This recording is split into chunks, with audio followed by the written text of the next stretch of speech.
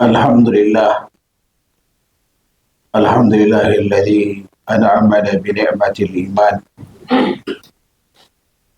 wa a'azzana bil Islam wa razaqana bittiba'i sunnati rasulih alaihi salatu wassalam ala fahmi ashabil kiram. Asyhadu an la ilaha illallah wahdahu la syarika lah al-azzul akram wa asyhadu anna Muhammadan abduhu wa rasuluhu sayyidul anam. Allahumma salli wa sallim ala Muhammad wa ala alihi wa sahbihi wa sallama tasliman katsira. Amma ba'd. Ikhwan dan akhwat sekalian yang dirahmati Allah Subhanahu wa taala. Alhamdulillah, pada siang hari ini Allah Subhanahu wa taala pertemukan kita dalam keadaan sehat walafiat. Salawat serta salam senantiasa kita berikan pada Nabi kita Muhammad sallallahu alaihi wasallam beserta para kerabat, sahabat dan pengikut setanya sampai hari kiamat nanti. Mengingat waktu kita ya sangat pendek, kita langsung masuk pada muqaddimah dari pembahasan kita insyaallah taala.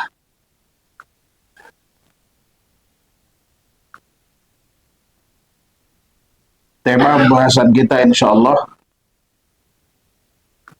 sebagaimana yang telah ada di poster kajian ini, yaitu kaidah-kaidah kehidupan di dalam Al-Quran.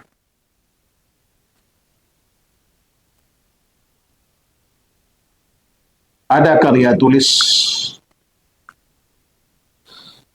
yang ditulis oleh seorang syekh bernama Dr. Umar bin Abdullah Al-Muqbil, kandidat profesor di kuliah syariah dan di Rosat Islamic Studies di Qasim Al-Qasim University. Beliau menulis sebuah karya yang diberi nama Qawaid Qur'aniyah, Kaedah-kaedah Al-Quran. 50 qa'idatan Qur'aniyatan bin nafsi wal hayah. Paling tidak hasil perenungan beliau dari ayat Al-Quran, paling tidak ada 50 kaedah Al-Quran tentang jiwa dan kehidupan. Dan seingat saya ini sudah diterjemahkan dalam bahasa Indonesia dan pernah kita bedah dulu di Masjid As-Sofa mungkin sekitar 5-6 tahun lalu. Artinya kalau mau beli silahkan dibeli. Dan ini insya Allah yang akan kita bahas, dan ini bagian dari kandungan yang ada di dalam Al-Quran Al-Karim. Manusia begitu dilahirkan ke dunia ini dalam keadaan apa? Bodoh. Tidak tahu apa-apa. Dan ini seluruh manusia. Hatta para nabi dan para rasul. Sampai pada akhirnya kemudian Allah Subhanahu wa taala mengajarkan langsung kepada mereka, ya sebagaimana kepada Nabi Adam alaihissalam, atau kemudian Allah mengajarkan melalui perantara para rasul, bagaimana kemudian mereka cara menjalani hidup ini. Potensi dasar manusia sejatinya sama semua. Apapun agamanya, begitu dilahirkan, dia lahir dalam keadaan fitrah Islam. Itu mengenal akan keesaan Allah Subhanahu wa taala. Sebab seluruh manusia ketika berada di alam ruh itu telah diambil kesaksian Allah Subhanahu wa taala. Mereka ditanya, alastu bi rabbikum? Bukankah aku ini Tuhan kalian? Artinya yang menciptakan kalian dan menghidupkan, memberikan rezeki, mengatur seluruhnya, memberikan manfaat mudarat. Bukankah itu saya, kata Allah Subhanahu wa taala? Saat itu semua ruh manusia mengatakan qalu bala. Iya. Lalu kemudian kenapa ada perubahan pasca kelahirannya? Makanya kata Rasulullah SAW, faktor yang bisa berubah orang dari fitrahnya itu adalah, yang paling besar adalah faktor lingkungan terdekatnya. Dalam hal ini adalah ayah dan ibu, keluarga kecilnya. Bisa juga kemudian faktor lingkungan di mana dia hidup, lingkungan sosialnya. Dan yang ketiga adalah faktor lingkungan di mana dia kelak kemudian menuntut ilmu.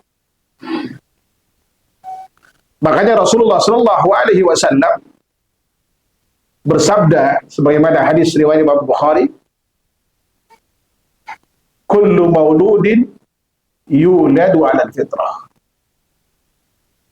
Setiap anak yang dilahirkan itu lahir keadaan fitrah, yaitu Islam. Fabawahu yuhawwidanihi wa yunassiranihi wa yumajjisanihi. Maka yang membuat anak ini tumbuh sebagai Yahudi, Nasrani, Majusi adalah kedua orang tuanya. Jadi umumnya anak itu akan mengikuti jejak orang terdekatnya. Kalau dia Muslim, alhamdulillah, dia akan tetap pada fitrahnya. Kalau dia Yahudi, maka dia akan tumbuh sebagai orang Yahudi. Nasrani, Majusi, Konghucu, dan seterusnya. Bahkan ketika orang tuanya ateis pun, anak ini akan tumbuh menjadi seorang ateis. Apakah kemudian ketika orang terbebas dari pengaruh lingkungan, baik lingkungan terdekatnya, lingkungan di mana hidup, atau sekolah, kemudian mereka bebas atau tidak akan tersesat? Jawabannya masih ada peluang untuk tersesat. Kalau dilepas dari pengaruh manusia, dia tidak akan lepas dari pengaruh setan. Makanya kata Rasulullah Sallallahu Alaihi Wasallam, ya kan, bahwa jin itu masuk mengalir dalam tubuh manusia melalui apa? Aliran darah. Wa inni khiftu an yukdaba fi qulubikum syai'atan. Aku khawatir dia melemparkan sesuatu, membisiki sesuatu di hati kalian. Berapa banyak kemudian orang Islam yang murtad? Ya kan? Walaupun dia tumbuh besar di komunitas Muslim, pada akhirnya, ya kan, dia kemudian juga tersesat. Oleh karena itulah Allah Subhanahu wa taala tidak mau membiarkan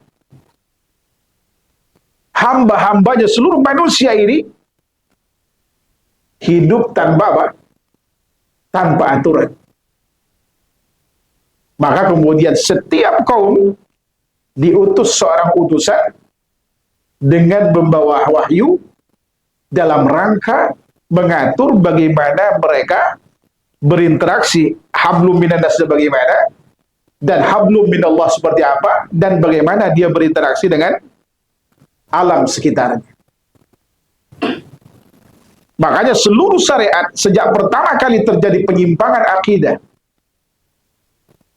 di zaman Nabi Nuh alaihissalam, ya kan? Allah Subhanahu wa taala mengutus seorang rasul, itu Nabi Nuh alaihissalam, sampai ke Nabi kita Muhammad sallallahu alaihi wasallam. Namun seluruh syariat para rasul itu berakhir dengan wafatnya para rasul tersebut. Tetapi syariat Nabi Muhammad sallallahu alaihi wasallam, ya kan, adalah penutup seluruh syariat sekaligus penyempurna syariat yang ada. Dan Allah turunkan Al-Quran kepada Nabi Muhammad SAW dalam rangka mengajarkan kepada kita cara bagaimana kita dan kaum muslimin serta seluruh manusia ini menjalani hidup ini.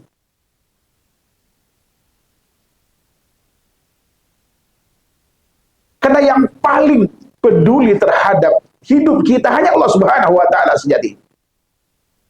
Yang paling menginginkan kebahagiaan, kehidupan yang sebenarnya adalah Allah Subhanahu wa taala. Makanya Allah Subhanahu wa taala turunkan Al-Qur'an sebagai petunjuk bagi kita. Banyak ayat di Al-Qur'an. Inna hadzal Qur'an yahdi lilladzi hi aqwa.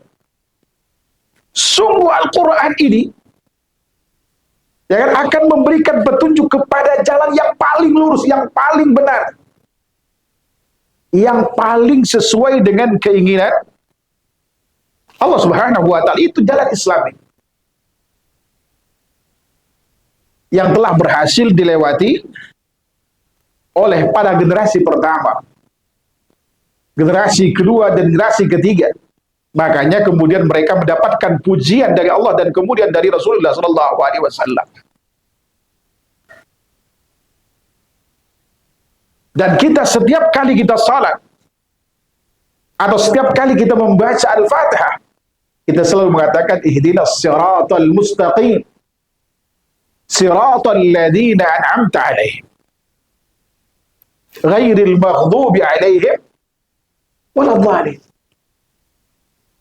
Ya Allah,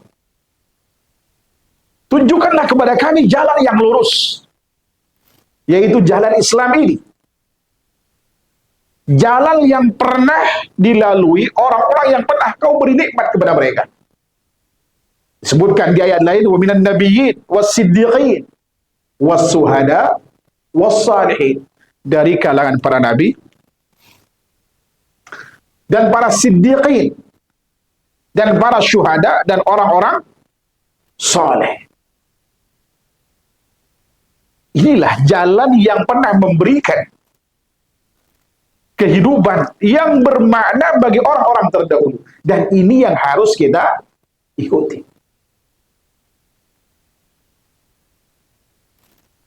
Bahkan Allah katakan, ma'anzal Qur'an litashqa. Kami tidak menurunkan Al-Quran ini supaya kamu sengsara, tidak. Tapi justru Allah Subhanahu wa taala ketika menurunkan Al-Quran agar hidup kita menjadi tertib, dan menjadi teratur. Karena Al-Quran isinya diantaranya tuntunan bagaimana kemudian kita menjalani hidup ini. Dan semua yang ada di Al-Quran adalah hak. Ini yang dikatakan Allah Subhanahu wa taala di ayat kedua dalam surah Al-Baqarah. Dzalikal kitabu la raiba fihi hudan lil muttaqin. Itulah kitab, itu Al-Quran yang dimaksud. Tidak ada keraguan sedikit pun padanya. Petunjuk bagi mereka yang bertakwa. Bahkan Nabi kita Muhammad Shallallahu Alaihi Wasallam pernah mengatakan, Inna Allah yarfa'u bihadal kitab aqwaman wa yada'u bihil akharin. Sesungguhnya Allah Subhanahu wa taala akan mengangkat dengan Al-Qur'an ini derajat suatu kaum dan akan menghinakan yang lain. Orang yang menjadikan Al-Qur'an sebagai jalan hidupnya, way of life dia, ya, maka dialah orang yang akan sukses di dunia dan di akhirat. Ketika kita beli mobil, kan ada manual booknya, iya apa tidak? Bagaimana tata cara kita menggunakan mobil ini? Kalau itu mobil baru, mungkin keluaran terbaru, kita perlu baca cara aturan pakai. Kalau tidak, itu bisa masalah besar. Bisa jadi konsleting, mungkin tidak berbunyi, mungkin tidak jalan, dan seterusnya kan. Atau kalaupun jalan, mungkin tidak akan lama, akan berdampak pada kerusakan misalnya. Begitu pula kemudian hidup ini. Manual book kita untuk menjalani hidup ini agar benar, agar tetap pada jalannya, maka kita harus apa? Mempelajari, ya kan? Mempelajari, memahami, mengamalkan dan menyebarkan Al-Qur'an ini. Agar hidup kita menjadi apa? Mulia. Para sahabat Nabi SAW, kalau kita lihat pra Islam, siapa nggak kenal apa yang dilakukan sahabat mulia Abu Bakar? Abu Sufyan sebelum Islamnya, sahabat mulia Amr bin As. Nyaris hampir seluruh sahabat itu hidup dalam kebatilan. Maka dikenal dengan masyarakat jahiliyah. Mereka bukan tidak cerdas. Amr bin As itu manusia 4 tercerdas kala itu. Tapi tetap dihukumi jahiliyah sebelum dia masuk Islam. Umar juga sama dihukumi jahiliyah, apa tidak? Sebelum kenal Allah Subhanahu wa taala, sebelum bersentuhan dengan Al-Qur'an. Tapi begitu mereka hijrah dari kufur ke iman, mereka mengamalkan Al-Qur'an, mereka menjelma menjadi manusia-manusia berharga. Manusia-manusia yang mengedepankan perintah Allah dan Rasulnya di samping ego pribadinya. Kita tahu bagaimana Islam berubah, ya kan, tatanan sosial masyarakat Arab pada saat itu. Pada saat itu orang akan berharga, akan dihormati kalau dia punya kelebihan. Kalau nggak pemberani dalam perang, atau dia kaya, atau pintar mengolah, katakanlah syair terkenal saat itu. Atau kemudian mungkin punya anak yang cantik-cantik gitu kan. Karena wanita pada saat itu banyak dibunuh ketika masih kecil, kecuali yang punya kelebihan itu. Atau anak orang-orang tertentu. Tapi begitu datang Islam, semua ego itu dihilangkan. Saya dapatkan data.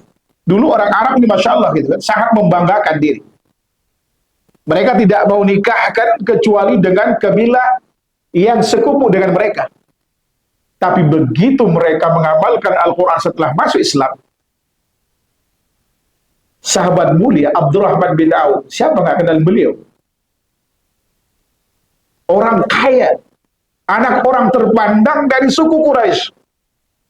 Beliau menikahkan adik kandungnya wanita dengan sahabat mulia Bilal bin Rabah. Lihat bagaimana Al-Quran berubah kehidupan itu. Siapa nggak kenal sahabat mulia Bilal bin Rabah?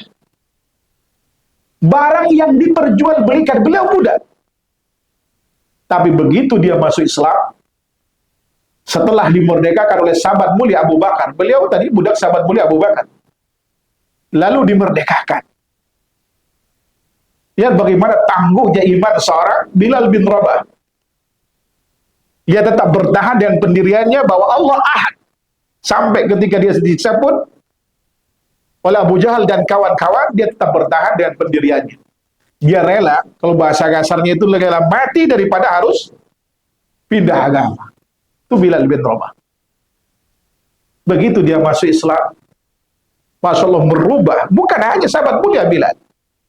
Sahabat yang selama ini Masya Allah bangga dengan keturunannya, itu nggak ada lagi kebanggaan itu. Bahkan dicontohkan oleh Nabi kita Muhammad SAW. Beliau menikahi jandanya sahabat Zaid bin Harithah yang bernama Zainab, ya kan, binti Jahsh al-Asadi.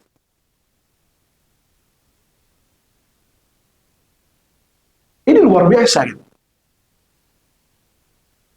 Bahkan ketika hijrah ke Madinah,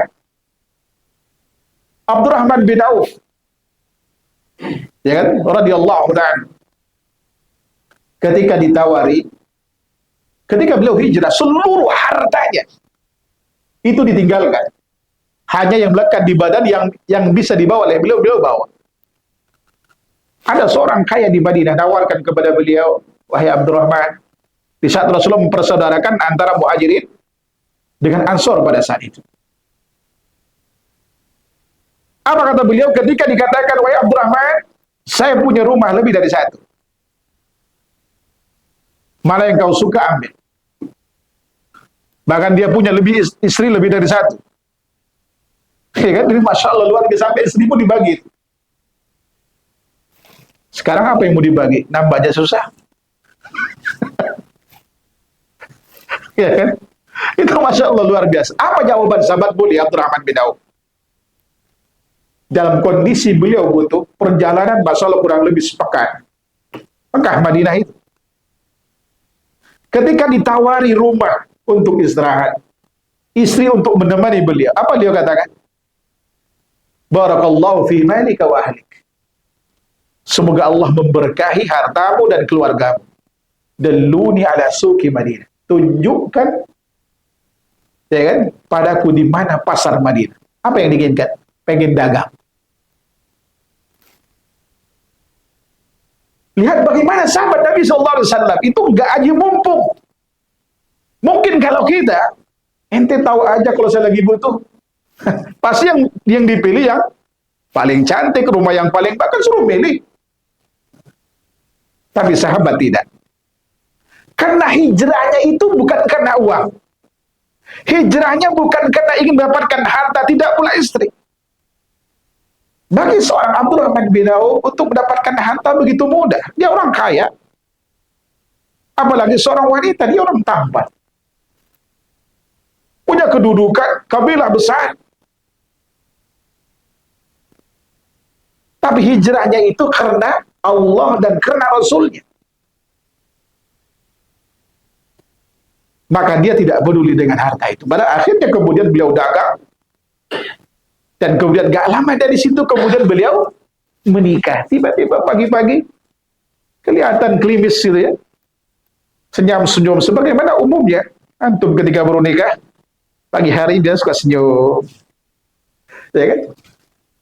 Dunia terasa terang. Karena selama ini kalau belum nikah, kata orang Mesir, dunia gelap. Kalau udah nikah, Masya Allah, dunia jadi terang. Bawaannya pengen senyum aja gitu. Kata Rasulullah, apakah kau udah menikah? Iya ya Rasulullah. Karena nggak ada walimahnya gitu kan pada saat itu. Kapan ente nikah? Aulim walau bisyad. Buatlah walimah. Walaupun hanya dengan 1 ekor kambing. Lihat bagaimana pendidikan Al-Quran ketika masuk pada diri seorang itu bisa merubah segalanya. Orang yang rakus bisa menjadi apa? Zahid zuhud. Begitu pula sahabat mulia Bilal bin Rabah. Banyak cerita sahabat Nabi SAW bagaimana mereka menjalani hidup itu. Dan mereka anti yang namanya minta-minta itu. Anti yang namanya Minta-minta, jarang minta. Kenapa? Karena Rasulullah mendidik mereka, al-yadul ulya khairun min yadis sufla. Tangan yang di atas yang memberi lebih baik daripada tangan yang menerima yang di bawah. Dan kita tahu bagaimana Rasulullah berhasil, ya kan, mendidik sahabat itu dengan Al-Quran dan hadis Nabi SAW menjadi, ya kan, model masyarakat yang mungkin tidak akan pernah ada sesempurna yang mereka lakukan dalam hidupnya. Makanya Rasul sampai katakan khairul quruni qarni thumma alladhina yalunahum thumma alladhina yalunahum. Sebaik-baik generasi adalah generasi yang ada di zamanku, generasi sahabat. Sahabat itu berakhir dengan meninggalnya Abu Tufail di tahun 110 Hijriah. Itu sahabat terakhir meninggal. Lanjutkan generasi tabi'in. Lalu kemudian atba tabi'in.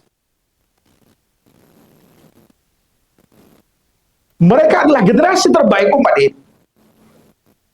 Sebabnya apa? Sebabnya adalah mereka menjadikan Al-Quran sebagai jalan hidup mereka.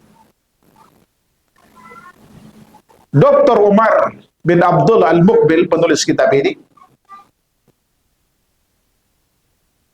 mengambil potongan beberapa ayat dijadikan kaidah oleh beliau 50. Ya kan? Kaidah berkait dengan apa? Kehidupan manusia ini, agar kemudian kita menjadi hamba Allah Subhanahu wa taala yang mendapatkan kebahagiaan di dunia maupun di akhirat. Karena kita adalah manusia sebagai makhluk sosial yang tidak mungkin hidup kita sendirian. Zon politik, kita butuh orang lain. Ini menunjukkan bahwa manusia ini adalah lemah. Jangankan dalam masalah yang besar, perkara senyum saja kita tidak bisa sendirian. Kita butuh bantuan orang lain. Ada yang suka senyum sendirian? Itu artinya antum sedang ada masalah dengan kejiwaan. Bahkan kita bicara, coba antum saya ceramah sendiri, ya kan? Mungkin orang tertawakan saya, ini orang gila. Artinya kita butuh apa? Orang lain. Nah, di saat kita berinteraksi dengan orang lain, di mana setiap orang punya karakternya masing-masing, yang itu tidak akan diketahui oleh kita kecuali melalui apa? Tuntunan agama yang bisa kemudian mengharmoniskan hubungan antara satu dengan yang lain di antara kita. Baik kemudian ketika kita berinteraksi dengan sama muslim, atau yang lebih dekat dengan kita adalah keluarga kita, anak dan istri kita, atau dengan orang di luar kita, saudara muslim, atau kemudian yang di luar Islam, pun ada aturannya. Bagaimana kita bertetangga dengan orang kafir sebagaimana Rasulullah contohkan.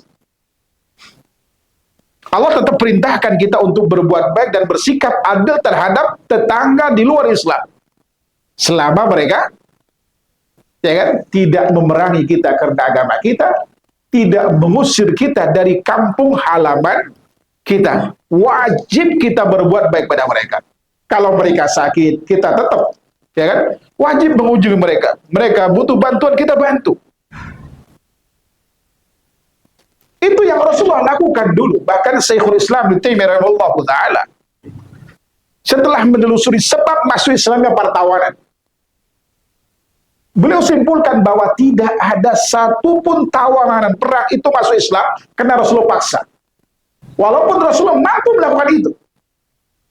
Andai kata tawanan perang itu disuruh milih, kau mau masuk Islam atau mati, pilih mana kira-kira? Pasti masuk Islam, walaupun dengan terpaksa, ya apa tidak? Tapi Rasulullah nggak lakukan itu.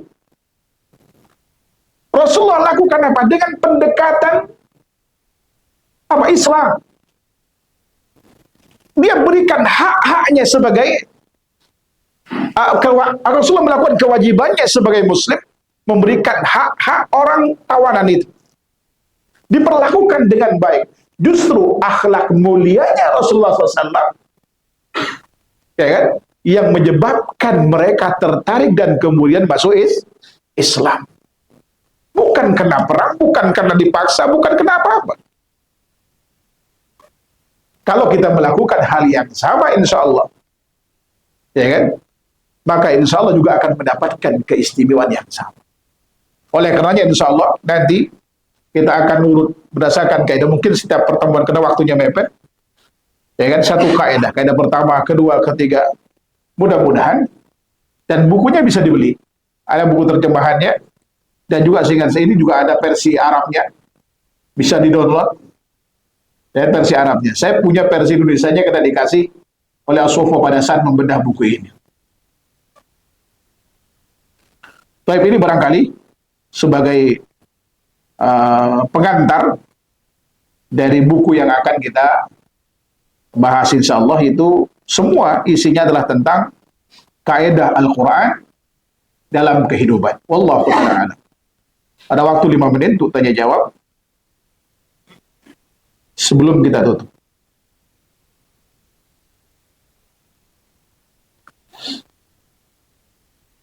Ada? Atau mau ditanya? Kan sesi tanya jawab. Kalau nggak ada yang bertanya, berarti harus siap menjawab. Jadi saya bertanya. Fadhal?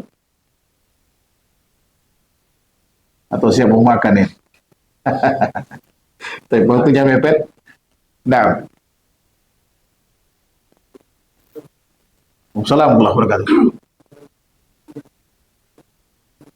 Iya.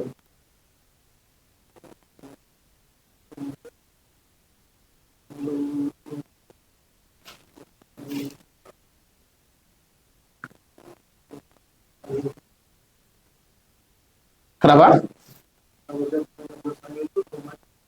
Oh iya.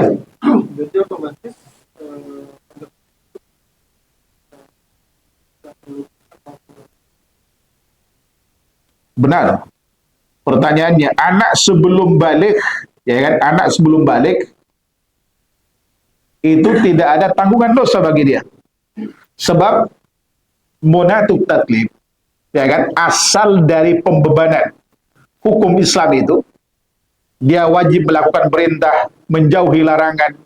Kalau dia melakukan perintah, ada pahala baginya. Kalau menghindari, ya kan? Kalau dia melanggar larangan, dia ada dosa baginya. Kapan itu? Pada saat dia, ya kan, sudah dalam satu dari 3 kondisi. Pernah misalkan mimpi basah, walaupun usianya belum genap 15 tahun. Atau kalau perempuan belum menstruasi. Kalau dia pernah mimpi hubungan badan, ya kan, maka kemudian dia telah balik. Satu. Yang kedua, kalau perempuan haid. Sekarang anak haid ada yang usia 6 tahun. Walaupun dulu rata-rata orang Indonesia itu 12 tahun. Sekarang 6 tahun, 9 tahun, 12 tahun sudah ada. Ini faktor makanan. Kalau di Pakistan saya baca artikel kisaran 16 tahun. Ya kan? Nah, kemudian yang ketiga, kalau dia tidak mimpi basah, wanita tidak haid, ya kan, maka usianya genap 15 tahun. Ini mengacu pada usia sahabat mulia Abdullah bin Umar ketika ingin perang Uhud. Saat itu Rasulullah tolak karena usianya masih 14 tahun. Tapi ketika perang Khandaq di tahun berikutnya, di saat usia 15 tahun, Rasulullah izinkan. Maka ini dijadikan patokan oleh para ulama menetapkan balik tidaknya seorang itu. Nah, kalau kemudian dia masuk dalam kategori ini, sudah balik, baru kemudian dia pembebanan itu baru berlaku baginya. Kalau melakukan amal saleh, ikhlas karena Allah, maka dia dapat pahala. Kalau dia melanggar larangan Allah Subhanahu wa taala, baru ada dosa. Sebelum itu dia bebas dari apa? Dari tuntutan itu. Makanya kalau kita punya anak yang meninggal sebelum balik, ya kan? Maka dia akan memberikan syafaat bagi kita. Kelak dialah akan membukakan pintu surga bagi kita. Sebagaimana antum bisa baca di Ahkamul Janais Syalbani rahimahullahu taala Banyak hadis-hadis terkait dengan ini. Salah satu contohnya misalkan ketika ada seorang sahabat yang suka membawa anak ke majelisnya Rasulullah SAW, tiba-tiba kemudian anak ini meninggal dan membuat ayahnya tidak lagi ke majelis itu. Lalu ditanya sama Rasulullah, mana anak orang tua yang biasa bawa anaknya itu? Dia sedang berduka ya Rasulullah. Ya kan? Kata sahabat yang hadir pada saat itu, karena anaknya yang biasa bawa itu meninggal. Lalu Rasulullah datang mengatakan kepadanya, apakah kamu mau, kamu pilih, mana yang kamu pilih di antara dua? Anak ini tetap bersamamu, artinya hidup bersamamu, atau kemudian mendahulimu dan kelak akan membuka pintu surga bagimu. Jadi anak yang meninggal sebelum balik itu akan membuka pintu surga bagi orang tua. Dan kalau kita punya anak satu, dua, ya, dua atau tiga meninggal sebelum dia balik, maka nanti akan memberikan syafaat bagi kita di akhirat kelak. Wallahu ta'ala. Makanya kemudian anak semacam ini tidak disolatin. Makanya Rasulullah tidak menyolati putra beliau Ibrahim yang meninggal di usia 16 atau 17 bulan pada saat itu. Wallahu ta'ala. Kenapa?